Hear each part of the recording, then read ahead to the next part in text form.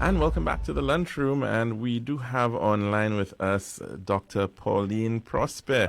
How are you doing, Miss Dr. Prospere? Good afternoon. I am colleagues. I am doing fine. I'm doing great. Wonderful. And thanks for joining us here at the lunchroom on Radio Caribbean International. And a belated happy International Women's Day. And of course, it is International Women's Month. You can call it that as well. So we do hope that you're having a great month indeed. Thank you very much, colleagues. You're indeed a gentleman. Thank you. Thank you very much.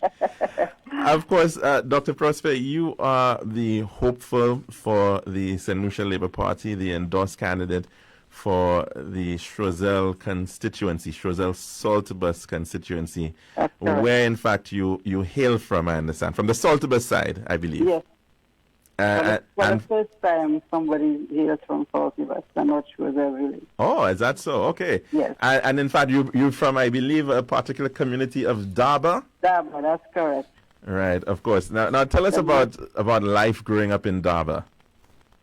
Oh, it was very exciting, very fulfilling. I grew at my grandparents' home, and there were many of us. The community was full of life, full of activities. At the time, you went to the river on the weekend. In the rain, when it rained, you bathed in the rain. You had all the fresh fruits and vegetables you could imagine to eat on your way from school, on your way to school. It was really exciting time. And at the time at Daba, at Christmas time, this was the hub of activities because people who lived in Castries would come down. I don't know whether you've heard of La Serenal. That's the music during Christmas time. Mm-hmm. So everybody would come down to Daba to enjoy La Serenal and house to house on Christmas Day. So it was very exciting for me, very fulfilling growing up as a young child in Daba. And certainly very, very remote. And because some people even think about Saltibus and they think Saltibus is far, but then Daba is a branch, an offshoot of Saltibus in a way. Why do you think I'm so fit, Alex? I walked up and down that hill as a child going to primary school, as a child going to secondary school. You had to get to the junction on a early morning to catch the bus. And if you miss the... Hello? Yes, I'm there. Oh, sorry. We lost you for a little bit. You said if you missed the bus, yes. Yes, I said if you missed the bus, you would have to walk to school and pass through Port George. And so you would be going to school, where is that? At Choiseul Secondary at the time. Ah, the Choiseul Secondary. Okay. Yes. And Port George is the Devil's Bridge, that famous Devil's Bridge area. Yes, you would have this was a shortcut through Balka, so you would have to walk. Wow. But it was fun, and I'm telling you, to this day I cannot understand how some of the bigger boys would swing along the railing of that bridge and they never fell. Swing along the railing? Okay. No, at the time we were growing up, you were brave, you were fearless. Right. You did anything. I saw a female schoolmate of mine fall from a tamarind tree, fell onto the road, got up, shook herself and walked. Your arms didn't get broken, your legs, nothing happened to you. I don't know how we did it, but we were fearless. Now I think children are overprotected. And so before they fall, they harm themselves. And that's a really interesting point that you're making, because even in terms of a really important area of early childhood development, you know, we seem to, quite often, of course, we're hearing more about it, but then when you think about a lot of preschools, especially in the urban areas, are nothing more than just maybe the upper floor of a building somewhere, and quite often there's no real opportunity to explore and go out and take that true meaning of kindergarten, going out, a children's garden, going and exploring and doing those types of things. Children are confined to a classroom as opposed to be out there, you know, exploring, talking, jumping here and playing, because, I mean, early childhood is about learning through play. And I think it is lacking in many of our areas, especially in the urban areas. But at some point you also moved to Castries, I believe. That's is my understanding. I never moved to Castries. Oh, okay. I spent some of my formative years at Montcubaril in Soufre. My aunt lived there. My mom was overseas at the time. And so I was raised on a big estate. This is why I'm telling you that I had a very exciting childhood. I grew up with people. I gained a lot of experiences. But one of the things I remember, and you may not believe it, when I was 2 at Montcubaril, there was masquerade in Soufre. And when those guys appeared with their mask and everything, I ran and I hid under the bed. I can remember that to this day. So there was masquerade in Soufre, and they came all the way up to Montcubaril? Is that Yes. okay? Yes. Okay, that's really, really interesting. I wasn't aware of that. I remember that. And of course, Montcubaril, a very historic estate. I think it was originally owned by the DeVoe family. French family, and then it eventually, I think, got bought over by the Morplesy family. Yes. So very, very large, a lot of space for you to run around and a lot of space, and this place was rich. You had all fruits. I remember the cattle grazing. There was always a lot of cow's milk on that estate. There was a ravine and the fresh water flowed. So it was really, really, really exciting to be on the farm. So I had a rich childhood, I can tell you. But it seems that even within that mix, I wouldn't say the curse of that, in the case of Choiseul in particular, being the furthest away from the city, it ends up, and of course because of transportation issues perhaps at the time, not very easy to move back and forth. Right. A lot of people from Choiseul ended up having to migrate to Castries. And effectively depopulating Choiseul, which was at one point, I understand, one of the most densely populated parts of St. Lucia. Part of St. Lucia, yes. Yeah, because I must confess that my mom lived in Castries. My dad is from Castries. Yes. So very, very interesting indeed. But of course, after school, after Choiseul Secondary School, you decided to pursue teaching. At the time it was Choiseul Junior Secondary School, and you moved to Choiseul to V4 Secondary School. So you completed secondary school at V4 Secondary School. And from there, I didn't decide to get into teaching. I was looking for something to do because at the time it was basically teaching, nursing, or policing. Basically, these were the jobs available. So you try to get into somewhere, so you applied to different places. I remember while waiting, I worked at one of the factories in Guilford for 3 months. And I was telling somebody within that 3 months I was able to negotiate and the workers were able to get a raise in their salary. Okay. Because yes, and then the principal from the South West Combined School called me and told me that there was an opening and I should report for work. And so I started teaching the students of Standard 6. That was the oldest children at the school at the time, and I was the size of a needle. So actually, certainly a very interesting. How did you managing that that situation there with children who may very well have been bigger than you?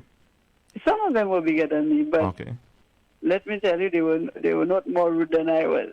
I have always stood on my feet, and I believe my eyes gave me an advantage because they were very intimidating. So my students, they read my eyes and they knew how to behave. Yes. And how long did you spend at the Saltibus Combined School? Well, I started in 1983, and I left in 1990. I became a teacher. Sorry, right, that's correct. I became I left in 87, and I went to Teachers College. And when I returned, I spent about 2 years and joined the staff. At the time, the PI Secondary School was opening its doors, and then I became a teacher at the PI Secondary School. Yes. Now, even before that, if you don't mind me cutting in, Choiseul Labrie, the southwestern region, seems to have always had a very long tradition of very good schools. And in addition to that, also producing a lot of very good teachers.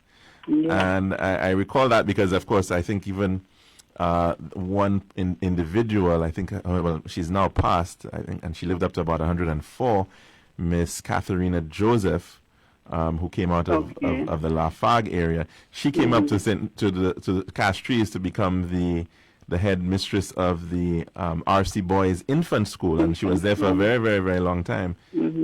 So, did you get that sense that, I mean, even going to school within Choiseul, was there any kind of sense that you were part of maybe a special group, so to speak, of potentially a teacher to become in the future? Certainly. You had Choiseul produces. In fact, the people from Choiseul are very serious. The teachers were determined that to ensure that the students did well. Our teachers always wanted us to do well, and they worked very, very hard. And you knew that when you came out, you'd also do well. And so we also always had that confidence, that we would do well in school. And I think that the students who were in my year, they can attest to that. We were a set of students who were always curious. We always asked questions. We always wanted to know more. And so most of us did well. We really excelled in the system. Milton Daisy was in my year. Okay, all right. Yes. Yes. And your year, you talking about primary school, or you talking about moving on to secondary? Secondary school, both at Choiseul and at Vieux-Fort. So we were very serious students. I think we were trained very well, and we were the students who felt that we should do better than our parents, and we spoke about that we should be a better specimen of the people who made us. And so we worked hard, and we knew that we could have excelled. We always believed that we could do well in life. And I think this is why, to this day, I feel that nothing is beyond me, that anything I set out to do, that I will achieve and I will do well. Now, you were just telling us about your time with the PI secondary school. It had just opened a brand new school.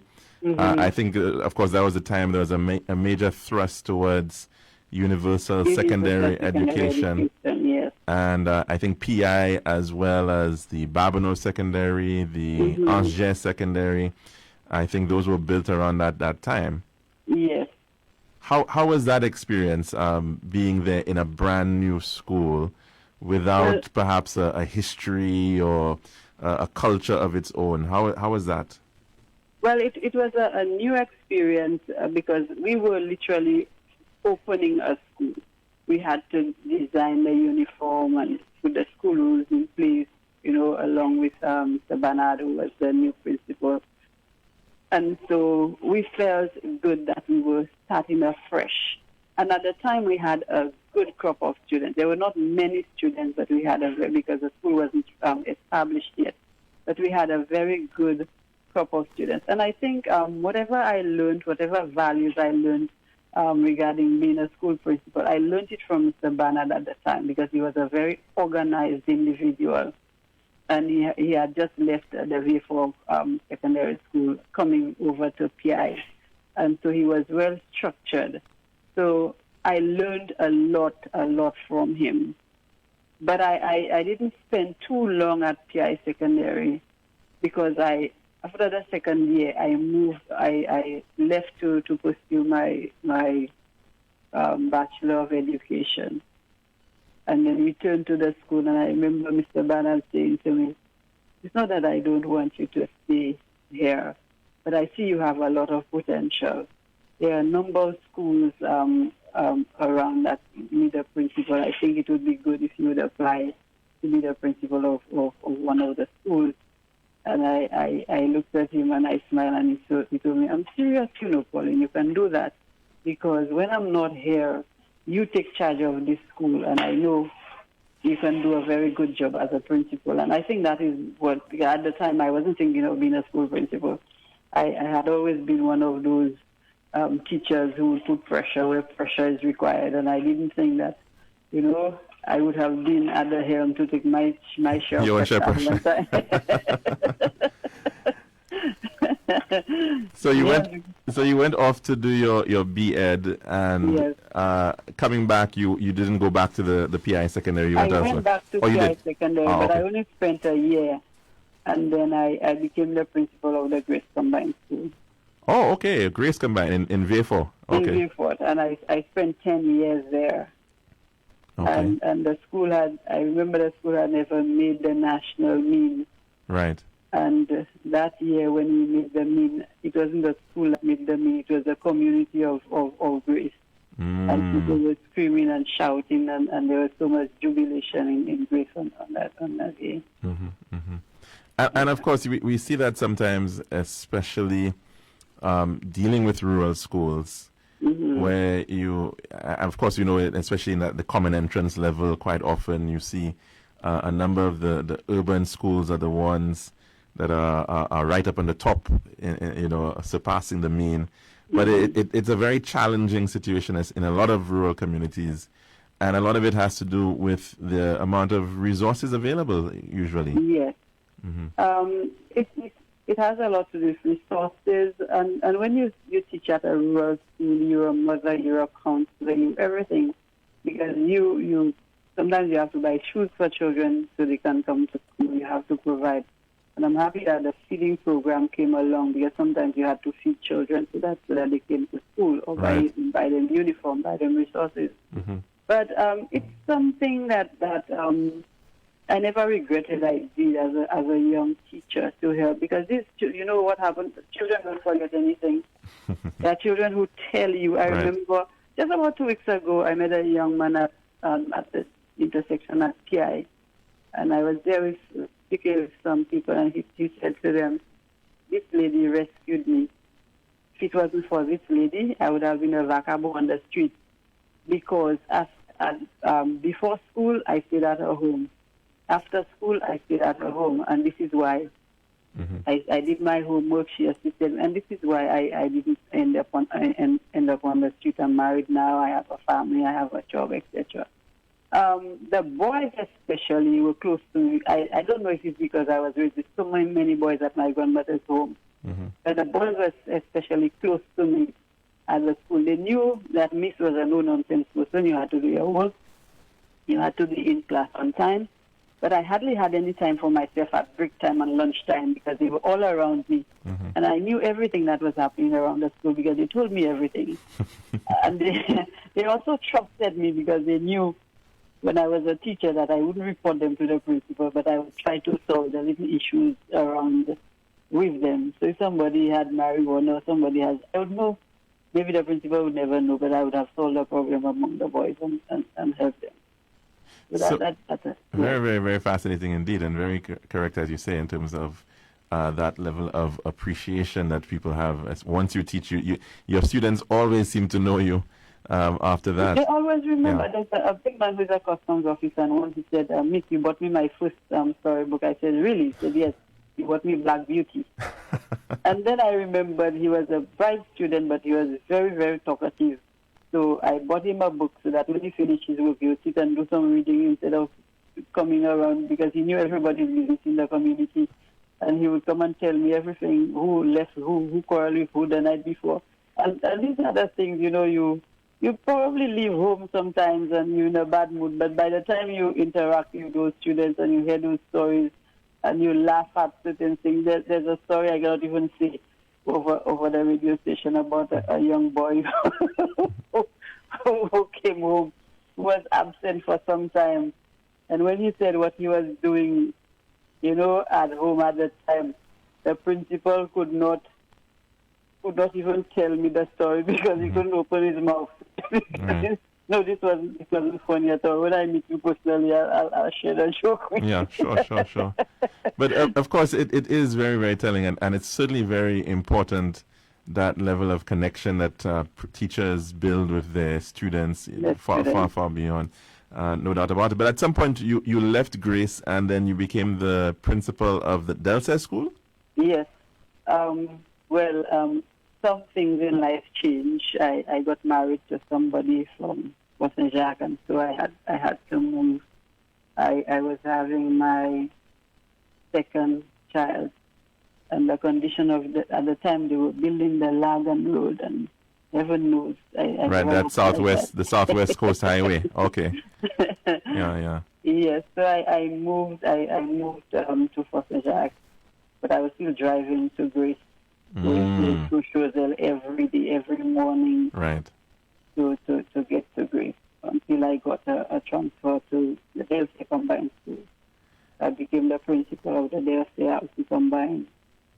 And the Delsey School is I'm not sure how much you know of the history of it, but it's actually a fairly old school, and it has a very interesting connection with one of our Nobel laureates, Derek Walcott. His father, well, actually, if you start off, his grandfather, I think, was the owner or overseer of the Delsey estate. Okay. And his father went to school at the Delsey School, and way back, his name was Warwick Walcott, and way back in 1910, I think he won a scholarship to St. Mary's College, and came up to Castries. Well, I don't think that Delsey students know that. They should know that. Well, I'm sharing it with you now. And he came up to Castries, and he actually then stayed with, I suspect I'm not sure if he was Methodist, but he did stay with the headmaster of the Methodist school at the time. I think Mr. Lord was his name.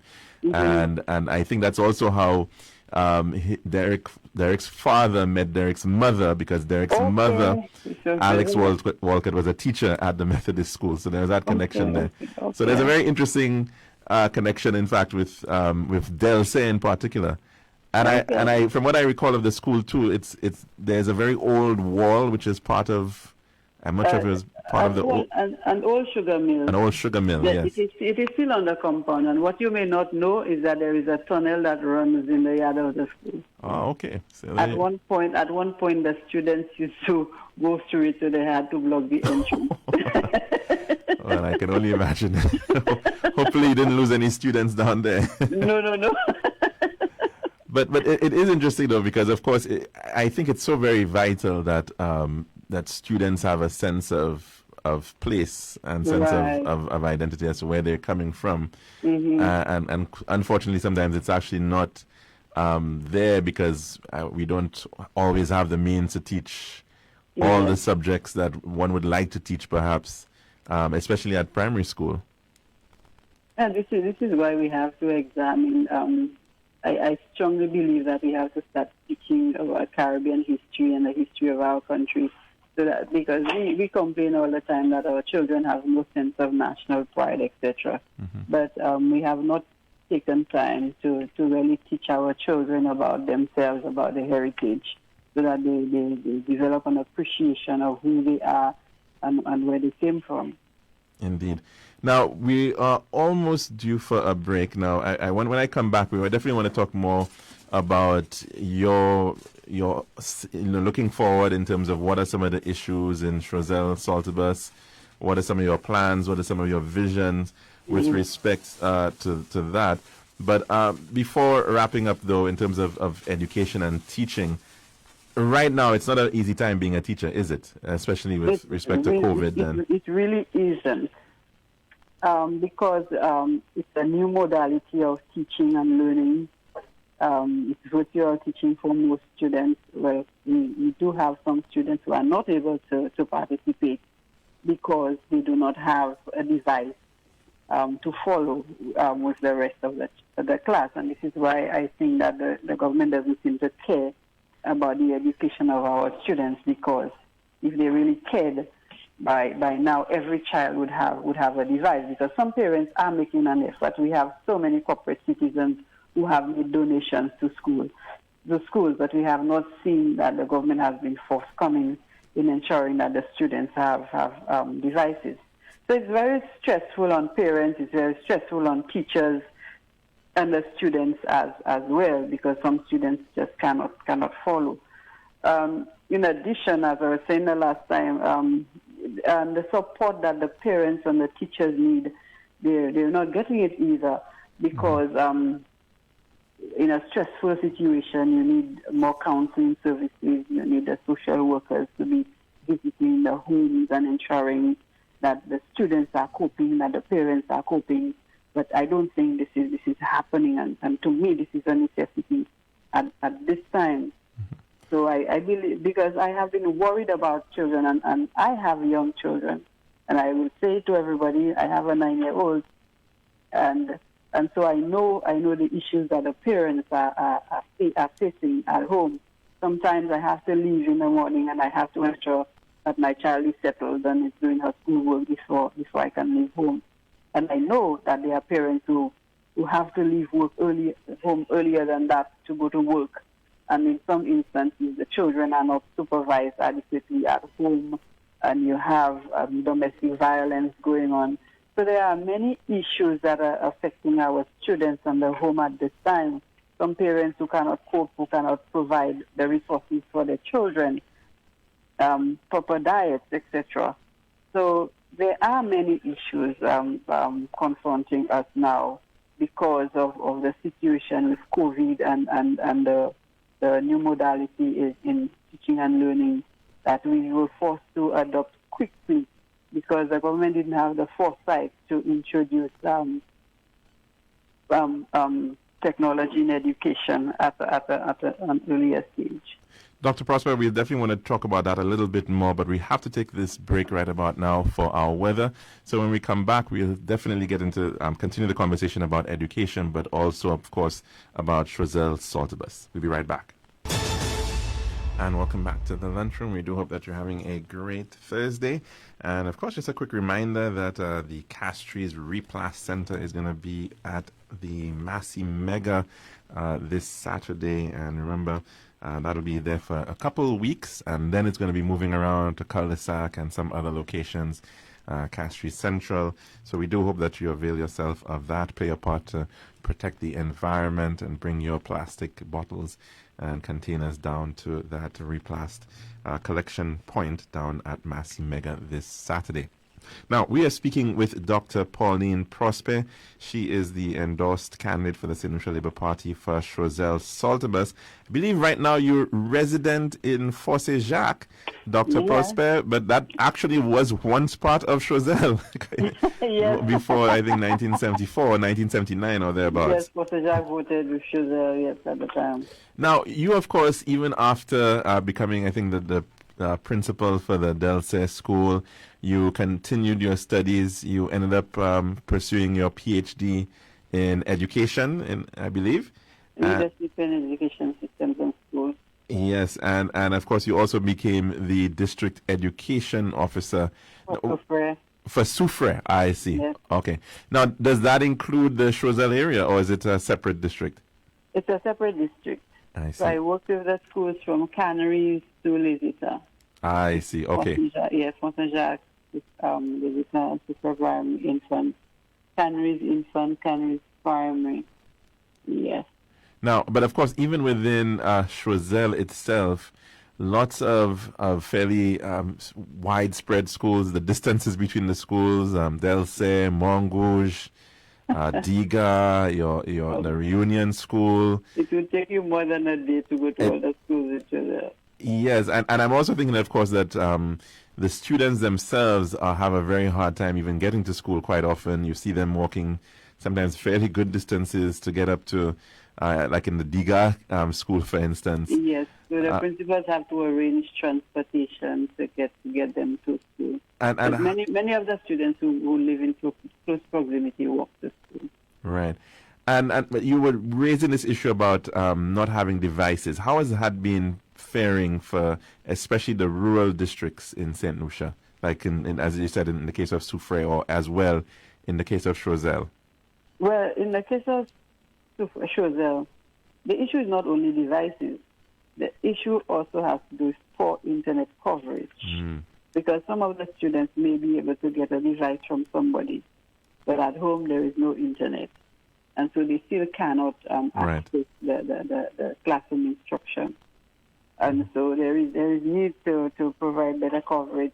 And I thought by now, if the government was serious, that at least there would be centers where there would be internet, so the students would be able to access. I knew there was an attempt to give them Wi-Fi devices, but the parents now have to pay for to put credit on those devices for the students. So it's not a bed of roses. So it is very difficult, and we still have some schools where the principals and the teachers prepare packages for the children, Right. and the parents have to collect those packages from the schools, so the children do the work at home. So there is no interaction. And if we know children well, children need to be motivated. And if students are not motivated, they will not work. And if it's so difficult for teachers when the children are physically in the classroom to work, Right. consider how it would be for those children with a paper and a pencil, watching a paper and doing work at their home without immediate feedback, etc. Sometimes they have to drop it back at the end of the week or something like that, or get a score, get the feedback from WhatsApp. This cannot help students to develop at all, because students, we are social beings, and students need that constant interaction. If you don't speak to children, they don't talk. If a child is raised with a dog, the child will bark. So you have to understand that we need to have the space. If we cannot have face-to-face, at least we should have a medium where the children are able to see the face of their teacher, to get immediate feedback, to interact with their peers. Because I remember when school reopened, a lot of children were saying, I want to go back to school, because they were missing the social interaction with their peers. Are you Yeah. Are you fearful that we've lost a year? I mean, yes, we've been trying over the past, a couple of terms now to move on. But in all honesty, I mean, in terms of the outcome of this past year, are you fearful that we've effectively just lost a year and may very well have to? Trust me, Khalid, we've lost more than a year. We've lost more than a year, because a lot of the children are literally detached from school. When online classes resumed, I had to wake up my daughter every day and then remind her that she had classes and sit with her so that she could start the classes. And this morning I was telling somebody, I'm so happy these days when I wake her up, she gets ready for school. But it had to take a lot of determination from me, a lot of encouragement from me, Right. to have her to really unsung. And when I am there, I am also a teacher in the class, Right. because she refers to me for everything. And she's very privileged because she has you, who's an experienced teacher, and correct. so. That is correct. She has me. But what about the thousands of children who do not have this kind of support at their home? I'm very concerned. And even me as a teacher, I still feel that my child is behind. Although I have been there, because it is different. Children have more faith in their teachers than you. I don't know if you know that. Even if you're your education officer, your child has more faith in their teacher than you, because you are their teacher. Right. And they tell you that. So they possibly treat the teacher with more respect than their own parent. That is it. This is what the teacher said. That's what they'll tell you. My teacher said. So even if you are the education officer, your child will tell you, my teacher said. And that's what it is on the ground, because it's the teacher who is a figure of authority in the classroom. Right. And speaking about authority, of course, and teaching is certainly very much dominated right now by females, but not so very much in the case of politics. And you are coming into a field that is still dominated by men for the most part. What made you comfortable? What made you feel that you needed to do this as a woman? Well, I was very much involved in community service in South Sudan and working with people. So at community level, I worked with people. I was president, treasurer, secretary of the credit union. I was a girl guide. I worked with adult education. I was with the sports club. So I was very much involved with working with people.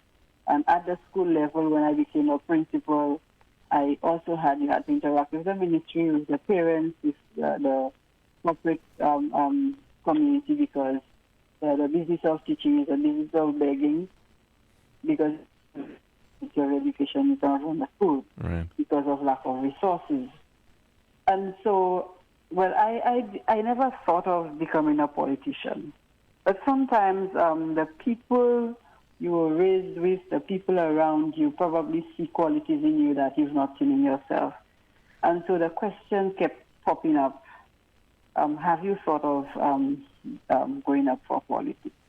Don't you think it would be a good thing? This, I think you would do a good job if you went up for politics. And I was getting this all around, and I was wondering what was happening. Until, it intensified, that I was being asked to make a decision, and I was saying, well, I need to discuss this with family. This is not a decision you make overnight. It's something that will affect your whole family. And so I had to give a lot of thought to it until I said, well, if the people want me, I think I will avail myself, as I have always done in the past, to serve the people of Choiseul Saltibus. And this is why I answered to the call. So it wasn't a decision that I made that I wanted to go into politics, but it was a situation where there were constituents who felt that I would do a good job in representing them in the Choiseul Saltibus constituency, and this is why I answered to the call. And of course, the choice is always a little bit more challenging for a woman, especially if they're married and they've got children and children of school age. That's very, right. very bold move indeed that you're taking. Yes, but I must tell you as well that when I was as principal of De La Salle Combine, I was also the president of the National Principals Association, and I was working on my doctorate, and I did all of it very well. Wonderful, wonderful. So, multitasking in this world is very, very important. So certainly, I'm a determined person. If I put my head to something, I have to succeed. I am not somebody who believes in failure. I am somebody who believes in hard work. I'm somebody who believes that you can achieve whatever you set out to, as long as you have the right attitude and you manage your time well. So I have learned to manage my time very well, or else I would not have fulfilled. Choiseul Saltibus, I mean, it's been a bit of a back and forth politically for many, many years. In fact, some people may say, in fact, it's one of those swing seats. It's a very marginal seat traditionally, and it appears always to have been the seat that goes with the winning party. I think, with the exception, I think back in 1987, where it stuck with the St. Lucia Labour Party, but the United Workers' Party actually won that election. But in general, it appears to be a seat that is a very marginal seat, and it moves. But your competitor coming up on the United Workers' Party ticket, banker by profession, Mr. Bradley Felix, traditionally, I believe, a St. Lucia Labour Party supporter, is my understanding as well. Yes. And but he won that seat by quite a margin. I think of over 900 or so votes, I believe. 800. 800 or so votes. Yeah. Is that a tall order for you to be able to cover in an upcoming election? Well, 800 looks like a tall order, but if you are a good mathematician, you would know that if you divide 8 into 2 and I get 400, we will be equal, so I'd have to get 400. In other words, if you swing 400 away from him, then that's right. he loses 400 and you gain 400. Yeah, so you come up. That's right. Right. That's it. So you don't have to fight for 800. It's really 400. I see. But of course, Choiseul, we've seen it as well, always being spoken about as perhaps one of the cultural centers of St. Lucia, the association with our Amerindian culture, handicraft, and absolutely beautiful part of St. Lucia in terms of all its ridges and landscapes. But yet still, with creative and hardworking people. With of course, the human element there, very, very, very important indeed. But are we seeing enough of tourism and other types of activity coming into the Choiseul Saltibus community? I don't think so at all. There is a lot that could be done with the skills that the people from Choiseul have, with the history behind Choiseul. I believe that we can do a lot in promoting Choiseul as a tourism heritage site. We can do that, and as you said before, you have the history of the Amerindians, for example, in Delsey, in Choiseul. You have the pottery making, the basket weaving, the fish pot making, etc. So Choiseul is very rich in terms of the history of St. Lucia, and I don't think we have capitalized on that. I mean, making of the Carib hut. For example, I remember for one October at Delsey, I teamed up with the students and we built a Carib hut because I wanted the children to see how their forefathers how they built their houses before. And some members of the community came and assisted us. So I believe that we can develop that product in Choiseul, and all we had in Choiseul was a handicraft center. I don't know how to call it now because it was used for other things recently, and it really is not the attractive handicraft center that we knew before. So I think that at school level in Choiseul, because we don't want the people who are still able to make the craft to leave us, and we have not pass down the skills. The younger students to in the craft. I believe in the Choiseul area, one of the things we have to do is part of the art and craft at the schools. We need to bring in the residents to work with the schools in teaching our children, because it is an industry that we can develop and make a lot of money out of. Although these days it had times when some of the residents have products at their homes and they cannot get a market for it.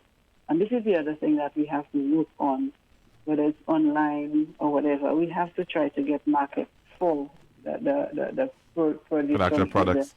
Yes, for the people of Choiseul, because they are clamoring when I go to the houses. They show me all of that beautiful craft that they have, and there is no market for it. So these are working people, these are hardworking people who are helping themselves, and it can be very frustrating when they cannot get a market for their produce. So, I remember there was a promise by the incumbent MP for sort of a factory or warehouse. I think that was a statement that he made in the lead up to the election. Has that come to fruition? Well, I don't know whether he built a warehouse, but I haven't seen it, and I don't know where it is, what's in it. But I do not think that he has constructed anything in Choiseul, except work that is still being done on the Saldivas Road for the past 5 years, and that it has not been completed. So we have to show care for the people of the community. We have to show them that we are with them, we are working with them. And if they are already helping themselves with the unemployment situation, we have to show care and help these people to get markets for their produce at least. Because we still have our borders open, there are tourists coming in. And if attempts were made, at least, we do virtual everything these days. It's a technological world. At least we could have assisted in getting regional markets or And I think as well the incumbent is actually the Minister for Commerce and Responsibility for the Trade Export Promotion Agency, TIPA, however, Export St. Lucia. So, yeah. However, the small business people, I don't think they are happy with the performance of the minister thus far. Because even with the small businesses in Choiseul, they are telling you that they have been asked to close their doors and they are not getting any assistance from the government. How do they eat? We have hairdressers. I met a young lady who has a spa treatment area in Choiseul, and they are just there. They are closed, and because I am thinking that there are protocols at the hospital for the caregiver, for the nurses, for the doctors, to see patients who are HIV. Who have COVID. I believe the same could have been done for the small businesses. So you wouldn't expect a hairdresser to have 3 people sitting at her place, but at least have an appointment an hour or 2 hours, at least they get some business, even if not the level of business that they have had before. But observing the protocols to ensure the safety of themselves and their clients. Because we go to the supermarket, we go to the hospitals, and the city take care of us, So we have to think seriously. We have to care a lot more to ensure that we assist and people notice that we care, that we are trying to help them at least. Because I'm not finding that the people are that there's enough care for our citizens. Right. You ask them to close down.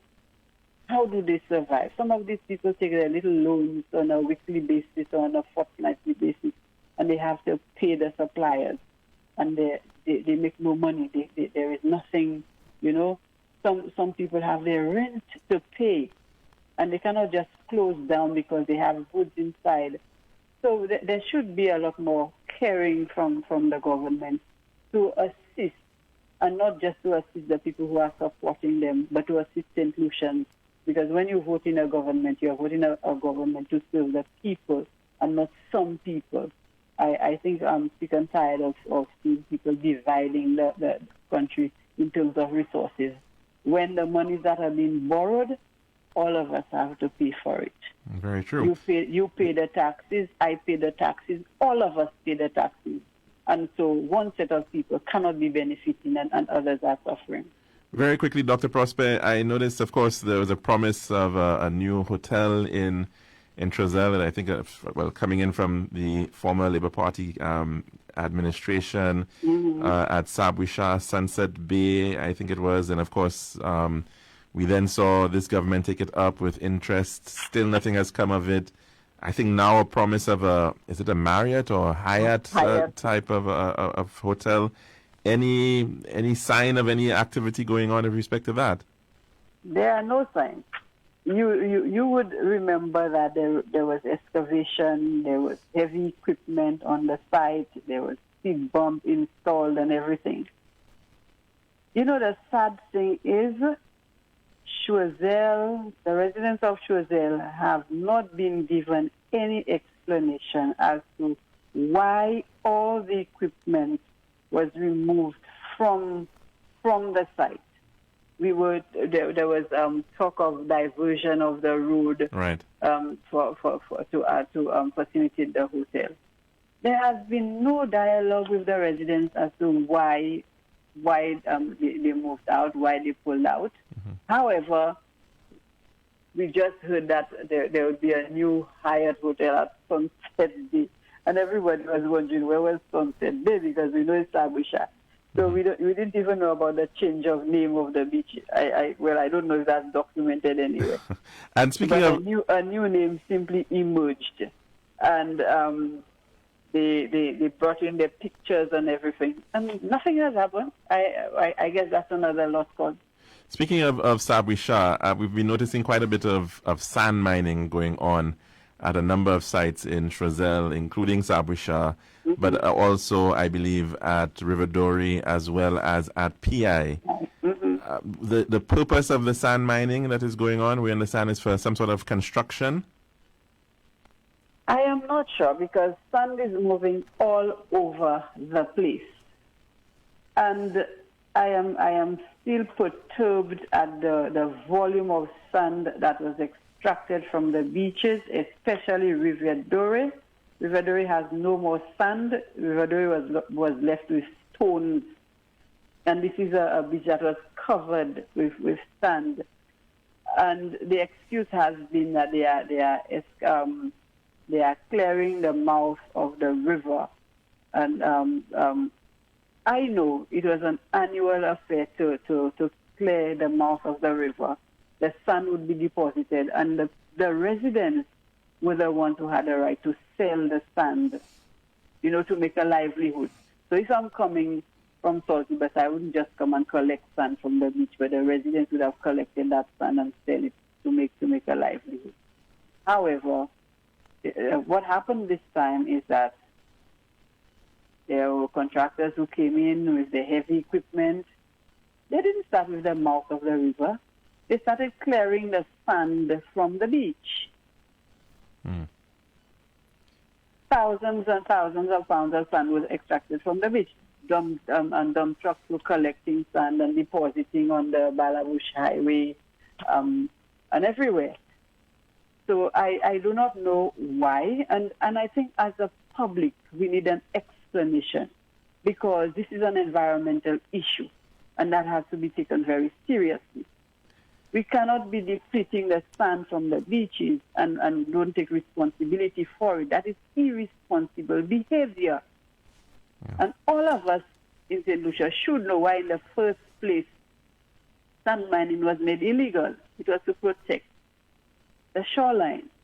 But it appears that some people don't care, and regardless what you say, they are in charge, they are the bosses, so they can fund mine as their women fancy.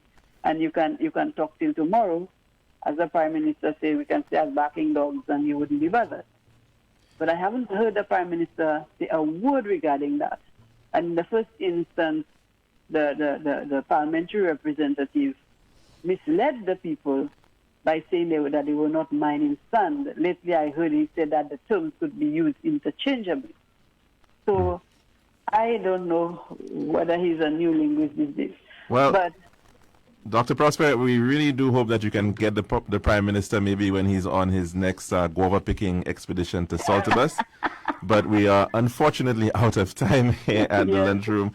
We wanted to speak about so many other issues, including ecotourism, including road construction, including community centers in the Kashri Southeast that seem to be prioritized more than the community centers in Trozelle, Saltibus. So maybe we'll have to have you back again sometime. And, of course, to talk about your vision, of course, as to what you want to see happen in Trozelle, Saltibus. Any quick parting words from you?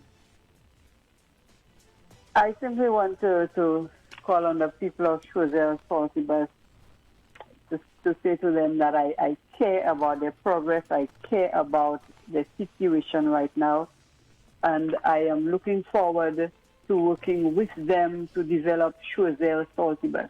I am from Trozelle, Saltibus. I have lived there all my life. I have no intention of going anywhere, and all of us can see that there's no caring for Trozelle and Saltibus. And most of the people from Trozelle and Saltibus will tell you that nothing has been done in Trozelle.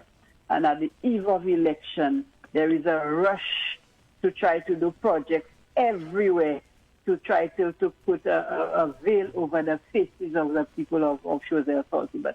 But I know the people of Trozelle and Saltibus are hardworking people, they are smart people, and I don't think anybody can fool them because they know exactly why the projects are going on, is to try to see whether people are going to vote them in for another term when they did not deliver.